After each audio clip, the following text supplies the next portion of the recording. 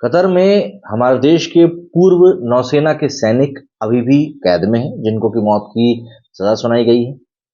लेकिन कई लोगों का यह मानना है कि भारत सरकार इन सैनिकों को छुड़ाने के लिए साम दाम दंड भेद सब कुछ लगा दी।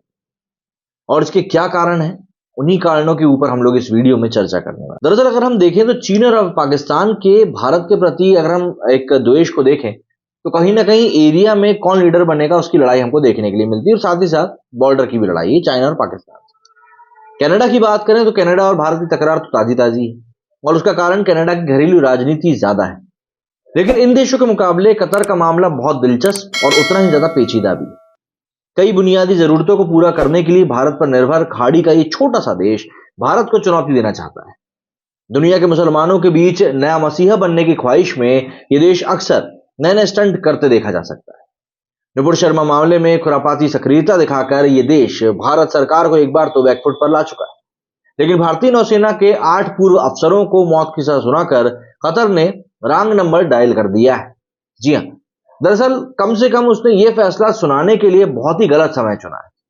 मतलब यहां पर मैं आपको 5 कारण ऐसे बता सकता हूं जिसके चलते मोदी सरकार इस मामले में आर पार की जंग छेड़ देगी और कतर को हमेशा याद रखने वाला सबक भी दे सकती है। सबसे पहले ये सेना के सम्मान का मामला है। जो सेना दुनिया में अपने प्रोफेशनलिज्म, ईमानदारी और अनुशासन के लिए जानी जाती है, उसके अफसरों पर जासूस का आरोप लगाना बहुत बड़ी बात है। और कतर के मामले में तो बात अब सजाए मौत तक पहुंच चुकी है। नौसेना के जिन पूर्व अफसरों को सजा सुनाई गई है वे भारत के सबसे आधुनिक युद्धपोतों का नेतृत्व कर चुके हैं, देश के सर्वोच्च पुरस्कारों से सम्मानित हो चुके हैं। ऐसे प्रतिष्ठित अफसरों को जासूसी जैसे आरोप में मनमाने ढंग से सजा सुना देना भारत के लिए नाक का सवाल है। इसके अलावा भारतीय जो प्रवासी वहां पर रहते हैं उनके कॉन्फिडेंस भी कहीं ना कहीं दांव पर है, क्योंकि मोदी सरकार के दौरे में विदेश में रह रहे भारतीय समुदाय पर खास फोकस रखा गया। भारत की सॉफ्ट पावर को आगे बढ़ाने में समुदाय खासा सक्रिय भी रहा। जिन पूर्व नौसेना अधिकारियों की मौत की सजा सुनाई गई है उनमें से एक कमांडर पूर्णेंदु तिवारी को 2019 में प्रवासी भारतीय सम्मान से भी नवाजा गया था कतर में, जो कि विदेशों में रहने वाले भारतीयों को दिया जाने वाला सर्वोच्च सम्मान है।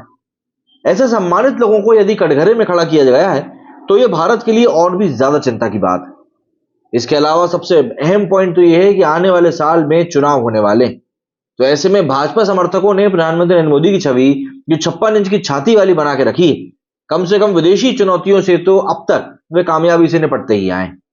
पिछले लोकसभा चुनाव से ठीक पहले हुए पुलवामा हमले के बाद उन्होंने बालाकोट सर्जिकल स्ट्राइक करवाकर जो माहौल बनाया था उससे उन्हें चुनावी फायदा भी मिला था। लेकिन भारतीय नौसेना के पूर्व अफसरों की मौत की सजा सुनाकर कतर ने निश्चित ही मोदी सरकार की नींद उड़ा दी। यदि कतर अपने फैसले पर कायम रहता है तो ये भाजपा सरकार और नरेंद्र मोदी की ग्लोबल लीडर वाली छवि को नुकसान पहुंचाएगा। कम से कम चुनावी साल में मोदी सरकार कोई रिस्क नहीं लेगी। यदि यह अफसर रिहा होकर देश लौट आए तो इसका बहुत बड़ा फायदा भी मिलेगा, और यदि नहीं आए तो इसका उतना ही बड़ा नुकसान भी देखने के लिए मिलेगा और विपक्ष इस मुद्दे को छोड़ेगा नहीं। सबसे बड़ी बात, भारत की विदेश नीति भी इस समय साख पर है। मोदी सरकार के दौरे में भारत की मिडिल ईस्ट पॉलिसी बहुत ज्यादा चर्चा में रही। आमतौर पर सभी खाड़ी देशों से भारत के संबंध काफी अच्छे हो चुके हैं। इजराइल के संबंध नई ऊंचाई तक ले जाने के बावजूद भी मोदी सरकार को अरब वर्ल्ड और इस्लामिक देशों ने अपने अपने सर्वोच्च सम्मानों से नवाजा है। इन सबके बीच भारत के प्रति कतर का रवैया काफी ज्यादा खराब और चिंताजनक भी। अरब देशों की पॉलिटिक्स में भी कतर को लेकर एक उथल पुथल वाली कंडीशन बनी हुई है। इजराइल गाजा लड़ाई में कतर पर्दे के पीछे से जिस तरह हमास का सपोर्ट कर रहा है उसकी आलोचना दुनिया सहित भारत में भी हो रही है। इन तमाम घटनाओं के बीच में नौसेना अधिकारियों के मामले में कतर को साधना भारतीय विदेश मंत्रालय के लिए वाकई में किसी अग्नि परीक्षा से कम नहीं होने वाला है। सबसे बड़ी बात, कतर की जरूरत को काबू में रखना भी एक बहुत बड़ी बात है। दरअसल कतर हमेशा से भारत के आंतरिक मामलों में गिद्ध दृष्टि रखता है। तालिबान और हमास जैसे संगठनों की पनाहगाह ये देश मिडिल ईस्ट और साउथ एशिया में अपना प्रभुत्व जमाए रखने के लिए हर तरह के हथकंडे अपनाने के लिए बदनाम। कतर की गर्दन पर लगाम लगाने के लिए मुझे ऐसा लगता है कि ये सही समय है। इजराइल गाजा लड़ाई में कतर की भूमिका पर दुनिया पहले ही कई सारे सवाल खड़े कर चुकी है। अब इस मामले में भारत को भी मौका मिल गया है। कतर चाहता है कि भारत उसी तरह बैकफुट पर आ जाए जैसे वो नुपुर शर्मा के मामले में आ गया था, लेकिन इस बार उसका दांव उल्टा पड़ता दिख रहा है। जासूसी के मामले में मनमाने आरोप और मौत का फैसला सुनाकर कतर ने जिस तरह भारतीय नौसेना के अधिकारियों को अपनी कैद में रखा हुआ है, वो वाकई में फिरौती की खातिर जो पूरी एक किडनैपिंग करी जाती है ना, उस घटना से ज्यादा कुछ नहीं दिखाई पड़ रहा है। तो इस समय कतर और भारत दोनों के सामने अपनी अपनी चुनौतियां हैं।